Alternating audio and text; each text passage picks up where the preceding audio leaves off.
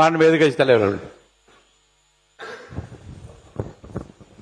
மாண்பு பேரவைத் தலைவர் அவர்களே, கடந்த ஒரு வார காலமாக தமிழ்நாட்டில் என்னென்ன சட்ட ஒழுங்கு பிரச்சனை, போதைப் பொருளால் எத்தனை கொலைகள் நடந்திருக்கு அப்படிங்கிறது நான் மட்டுமல்ல, இங்க இருக்கக்கூடிய அனைத்து கட்சி தலைவர்களும் இந்த அரசனுடைய கவனத்திற்கு நாங்கள் எடுத்துட்டு வந்தோம். தவிர அதற்கு நீங்க இது வரைக்கும் எந்த அமைச்சரும் அதற்கு சரியான பதில் சொல்லவே இல்லை.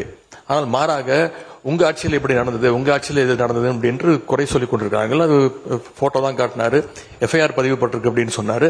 இதுல இருந்து என்ன தெரியுதுன்னா, எங்களுடைய ஆட்சியில நாங்க நடவடிக்கை எடுத்திருக்கிறோம், நடவடிக்கை எடுக்கப்பட்டிருக்கு எங்களுடைய ஆட்சியில. நாங்க கேட்கறது ஏன் உங்க ஆட்சி நடவடிக்கை எடுக்க மாட்டேங்கிறீங்க அப்படிங்கறத நாங்க கேட்கிறோம். அவர் ஒரு போட்டோ காட்டுறாரு, பேசி முடிக்கட்டும். அமைச்சர் அவர்கள் ஒரு போட்டோவை காட்டினாரு. இன்னொரு வீடியோ ஒன்று இருக்கு, எல்லாருமே பார்த்தாங்க, ஒட்டுமொத்த இந்தியாவே பார்த்து உலகம் முழுக்க பார்த்தாங்க.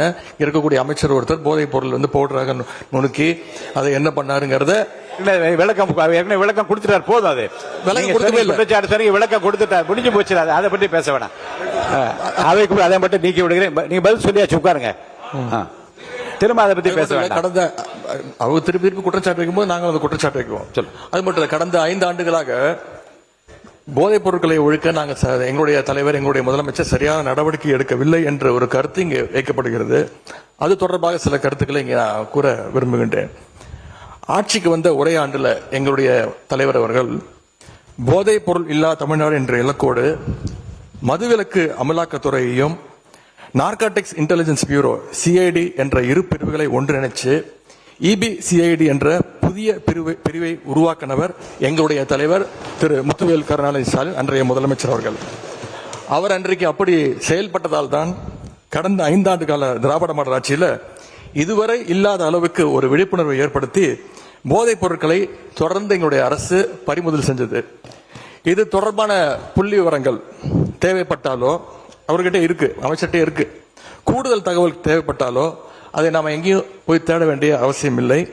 இந்த ஆட்சியில இன்றைக்கு சென்னை மாநகர கமிஷனராக நியமிக்கப்பட்டுள்ள திரு அமல்ராஜ் ஐபிஎஸ் அவர்கள்கிட்ட இந்த அரசு கேட்டுச்சுன்னா அவரே இந்த தகவல்களை தெளிவா எடுத்து கொடுத்துருவார். ஏன்னா அவர் தான் இன்னைக்கு கமிஷனர் இருக்கிறாரு. இந்த இபிசிஐடி பிரிவை தலைமையேற்று நடத்தியவரும் அவர் தான். அவர்கிட்ட கேட்டா கரெக்டா சொல்வாரு, எத்தனை டன் கஞ்சாவை பறிமுதல் பண்ணோம், எத்தனை பேரை நாங்கள் கைது செஞ்சிருக்கிறோம், சிறப்பு புகார் எண்கள் எத்தனை அறிவிச்சோம், விழிப்புணர்வு நிகழ்ச்சிகள் எல்லா டேட்டாவும் அவர்கிட்ட இருக்கு.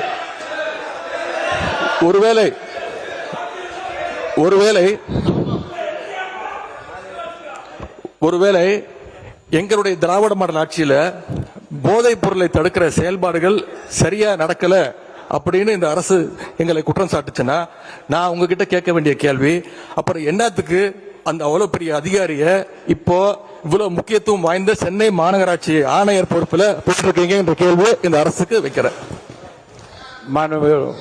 பொதுப்பணித்துறை அமைச்சர், நீங்க இது குற்றச்சாட்டு அல்ல. அதாவது எங்களுடைய நோக்கம் ஒருவரை ஒருவர் குற்றச்சாட்டு அல்ல. போதை பழக்க வழக்கம் தமிழ்நாடு முழுவதும் அதிகமானதுதான். எங்களுடைய பிரச்சாரத்திலேயே ஒவ்வொருத்தருக்கும் சொல்லும் பொழுது எங்களுடைய முதலமைச்சர் நாங்களும் சொல்லும்போது பெண்கள் சொல்லியது, எல்லா தெருக்களிலும் இந்த கஞ்சா பழக்கமும் ட்ரக்ஸ் பழக்கமும் அதிகமாக இருக்குது, நீங்க ஆட்சிக்கு வந்தா ஒழிச்சிடுங்கன்னு எங்களுடைய கையை பிடிச்சு சொன்னது பெண்கள். அதில் நாங்கள் உறுதியாக இருக்கிறோம்ங்கிறத நாங்க பதிவு பண்ணோம். அதுல ஒரே ஒரு கேள்வி மாண்புமிகு எதிர்கட்சி தலைவருக்கு, நான் என்ன முடிக்கல, நான் முடிச்சிடறேன். அவர் கேட்ட ஒரு கேள்விக்கு அவர் சொன்னாரு, ஆன்டி ட்ரக்ஸுக்கு எதிராக நாங்க தனியா நடவடிக்கை எடுத்தோன்னு, எங்களுடைய ஆட்சியில் ஆன்டி ட்ரக்ஸ் ஆன்டி நார்கட்டிக் டாஸ்க் போர்ஸுக்காக ரூபாய் 264.14 கோடி ஒதுக்கப்பட்டிருக்கு.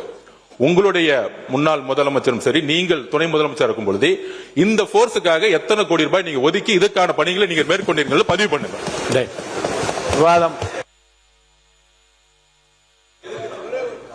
பேசு. உங்களுடைய ஆட்சியில் இந்த திட்டத்திற்கு என்ன பணிகள் மேற்கொள்ளப்பட்டது? ஒரு பணினா அதுக்கான பட்ஜெட் ஒதுக்கணும். எவ்வளவு பட்ஜெட் ஒதுக்குனாங்க? மாண்பு எதிர்கட்சி தலைவர்கள் பேசுங்க. மாண்பு எதிர்கட்சி தலைவர்கள். பேரவைத் தலைவர் அவர்களே, இன்னொன்னு, போதைப் பொருள் ஒழிப்பு மற்றும் சட்டவிரோத கடத்தல் தடுப்பு பணியை சிறப்பாக மேற்கொள்ளும் காவலர்களுக்கு 2 நாட்களுக்கு முன்பு நம்முடைய முதலமைச்சர் அவர்கள் விருதெல்லாம் வழங்கியிருக்கிறார். அது விருது எதற்காக பார்த்தீங்கன்னா, போதைப் பொருள் ஒழிப்பு மற்றும் சட்டவிரோத கடத்தல் தடுப்பு நடவடிக்கையை சிறப்பா மேற்கொண்டதற்காக, கடந்த ஒரு வருடமாக சிறப்பா பணியாற்றியதற்காக 15 காவல்துறை அதிகாரிகள் மற்றும் காவலர்களுக்கு முதலமைச்சர் அவர்களே விருது கொடுத்திருக்கிறாங்க. அந்த 15 காவலர்களுமே எங்களுடைய ஆட்சி காலத்துல பல்வேறு வழக்குகள்ல போதைப் பொருள் ஒழிப்பு நடவடிக்கையை சிறப்பா மேற்கொண்டவங்கன்னு இன்னைக்கு அரசு அறிக்கை கொடுத்திருக்கு. விருது பெற்ற அந்த 15 காவலர்களும் எத்தனை கிலோ போதைப் பொருட்களை பறிமுதல் பண்ணாங்க, எத்தனை குற்றவாளிகளை கண்டுபிடிச்சிருக்கிறாங்க, பிடிச்சாங்க, எவ்வளவு நாட்களுக்கு அவங்களுக்கெல்லாம் தண்டனை வாங்கி கொடுத்திருக்கிறாங்க, இந்த விவரங்களை எல்லாம் அரசு வெளியிட்ட செய்தி குறிப்பில் தெளிவா சொல்லியிருக்கிறீங்க. போதைப் பொருள் தடுப்புக்கு எங்க ஆட்சியில நடவடிக்கை எடுக்கல அப்படின்னா அப்புறம் என்னத்துக்கு இந்த காவலருக்கு முதலமைச்சர் அவர்கள் விருது கொடுத்தார் அப்படின்னு இங்க நான் பதிய வைக்க விரும்புகிறேன். அதே போல அமைச்சர் அவர்கள் சில கேள்விகளை கேட்கிறாரு. அமைச்சர்கள் கேட்கிற கேள்விக்கு நான் தான் பதில் சொல்லணும் அப்படின்னு அடம்பிடிக்கிறாரு.